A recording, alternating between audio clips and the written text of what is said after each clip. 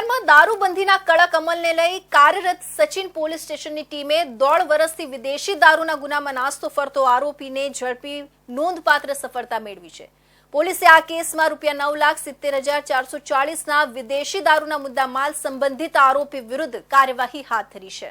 સુરત શહેરમાં દારૂબંધી કાયદાના અમલ માટે સચિન પોલીસની વિશેષ કામગીરી 1.5 વર્ષથી ફરાર આરોપી આખરે પોલીસના જાળમાં ફસાયો છે। લાખો રૂપિયાના વિદેશી દારૂના ગુનામાં સંડોવાયેલો આરોપી સામે ભારે પગલાં લેવામાં આવ્યા છે। સુરત શહેરના સચિન વિસ્તારમાં નોંધાયેલા વિદેશી દારૂના ₹9.70 લાખના કેસમાં મોટો ખુલાસો થયો છે।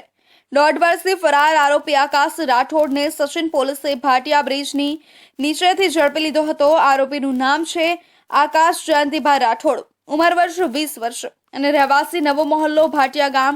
આરોપી મૂળથી મજૂરી કરતો હોવા છતાં દારૂની હેરફેરમાં સંડોવાયેલો હોવાનું સામે આવ્યું છે।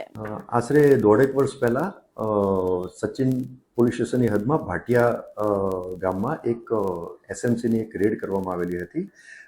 એ રેડમાં ઘણા બધા આરોપીઓ જે તે વખતે પકડાયેલા હતા અને એમાંથી એક આરોપી જે તે વખતે એબ્સ્કોન્ડર હતો। એનું નામ છે આકાશ જયંતિભાઈ રાઠોડ। એ મૂળ રહેવાસી છે, ભાટિયા ગામનો છે, નવા મોહલ્લો। અને એનો જે તે વખતે રોલ એવો હતો કે આ જે એસએમસીની રેડ થઈ એ વખતે એ સ્થળ ઉપરથી ભાગી ગયેલો હતો। આ કાર્યવાહી પોલીસ કમિશનર તથા ઉચ્ચ અધિકારીઓના માર્ગદર્શન હેઠળ પોલીસ ઇન્સ્પેક્ટર પીએન વાઘેલા તથા સ્ટાફ દ્વારા ચોકસાઈથી હાથ ધરાઈ હતી। સચિન પોલીસ સ્ટેશનમાં ગુનો નોંધાયેલો છે, જેમાં ગુજરાત નશાબંધી અધિનિયમની અનેક કલમો મુજબ આરોપી વિરુદ્ધ કાર્યવાહી હાથ ધરાઈ છે।